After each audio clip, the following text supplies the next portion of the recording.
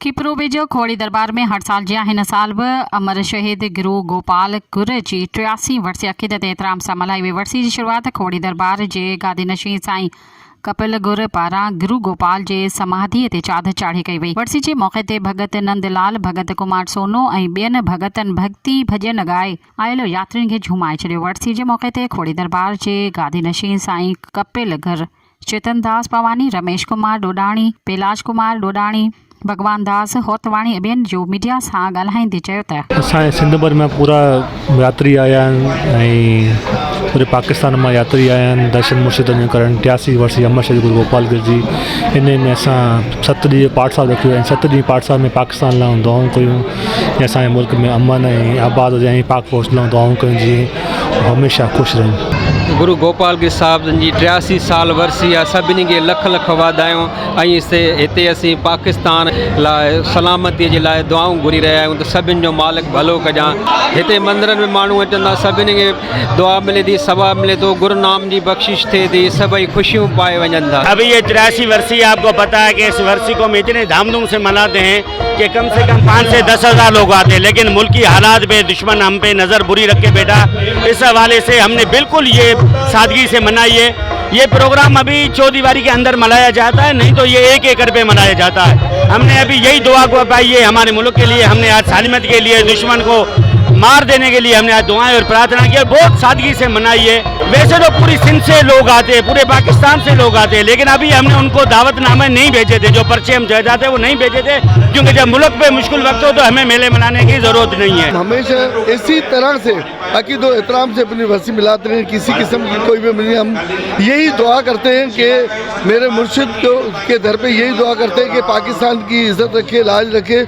हम अक़लियत वाले, हम पाकिस्तान के साथ हैं, हमेशा अपने मुल्क के लिए दुआएं करते हैं और अल्लाह करे अपना मुल्क शाद व आबाद रहे। हम यहाँ मड़ी पे इकट्ठे होकर मंदिर में हम पाक आर्मी और हमारे प्यारे पाकिस्तान मुल्क के लिए दुआएं करते हैं, सलामती के लिए, खुशहाली के लिए। और हमारा मिशन यही है कि हम दुआएं करते रहें। और आज हमने अपनी मड़ी में मंदिर में इधर दुआएं मांगी पाक फौज के हक में और पाकिस्तान, प्यारे पाकिस्तान के हक में। असां 83 वर्षी धामधूम सां मल्हाए रहिया आहियूं। इनमें कुछ प्रोग्राम असां सिंपल भी कयो आहे, छाकाणि त कुछ हालात अहिड़ा नासाद हुआ ऐं सभ खां पहिरीं असां जे पाकिस्तानी सलामती लाइ दुआ कईसीं, जंहिंमें असांजो मुल्क सदा आबाद रहे, ख़ुशि रहे।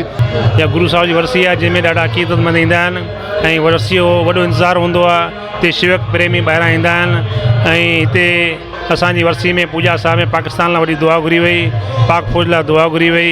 आज 83 वर्षीय अमर शहीद गुरु गोपाल गिर साहब की मनाई जा रही है, जहाँ से पूरे सिंध भर से यात्री आए हुए हैं और आज हमने पूरे पाकिस्तान के अमन भर की ये दुआएं की हैं। तमामु घणी ख़ुशी थी आहे असांजे बाबा साईं जन जी 83 वर्सीअ जे मौक़े ते असांखे हिते अची ॾाढो ख़ुशी महसूसु थिए थी ऐं मन जूं मुरादूं पूरियूं थियनि थियूं ऐं ख़ासि करे असां पंहिंजे प्यारे पाकिस्तान लाइ दुआऊं घुरियूं आहिनि।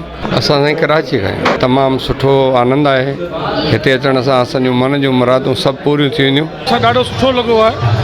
एॾी साईं जी वर्सी जेका आहे मेलो मदल आहे हिते। असां अॼु अमर शहीद गुरु गोपाल गिर साहिब जन जी वर्सी जो मौक़े ते आया आहियूं, पर हिते ईअं असांखे सुर्ग मिसल लॻे पई ऐं एतिरो असां हिते इंजॉय पिया कयूं ऐं ख़ुशी महसूसु कयूं पिया। ऐं खोड़ी साहब में अॼु गुरु गोपाल गिर साहिब जी वर्सी पुरजोश ऐं जज़्बे सां मल्हाई वई आहे ऐं पूरे पाकिस्तान जी सलामती लाइ अरदासूं कयूं वयूं आहिनि।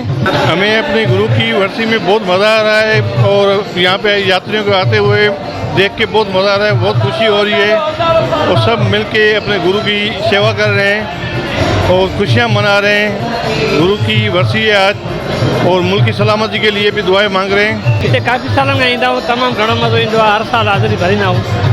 ॾाढे साईं रहमत हूंदी आहे, सदाईं मेला गुरुनि जा मचल हुजनि, सदाईं आबाद हुजनि। तमामु घणी ख़ुशी थींदी आहे, रौनक हूंदी आहे। वर्सी वॾे धाम धूम सां मल्हाईसीं, वॾो जज़्बो कयोसीं, सभिनी खे ख़ुशी थी आहे।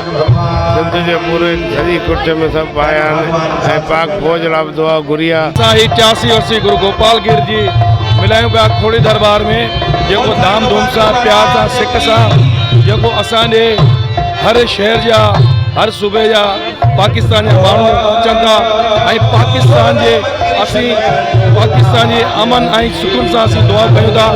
असीं हमेशह पाकिस्तान लाइ दुआऊं कयूं आहिनि। असांखे ख़ुशी थी आहे जो अॼु ॾाढे साईं जे असां वर्सीअ ते आया आहियूं हिते तमाम सुठो लॻो आहे। हम शक्कर से आए हैं और हर साल आते हैं हम यहाँ पे। बहुत दिल का सुकून मिलता है, मन का सुकून मिलता है कि हर साल हमारा आना यहाँ होता है। खुशी थी आहे गुरु गोपाल गिरनाल जी वर्सी आहे। वर्सी के मौके ते मोहनदास पवानी, कन्या लाल पवानी, डॉक्टर नथरमल आसवाणी, लाल कुमार आसनदास होतवाणी, विमल कुमार ठारोमल समेत समूरी सिंध में आयल शहीद अमर गुरु गोपाल गुर जी यात्रियुनि वॾे अंग में शिरकत कई ऐं पाकिस्तान जी सलामती ऐं खुशहाली ऐं पाक अफ़वाज लाइ ख़ुसूसी दुआ घुरी वई।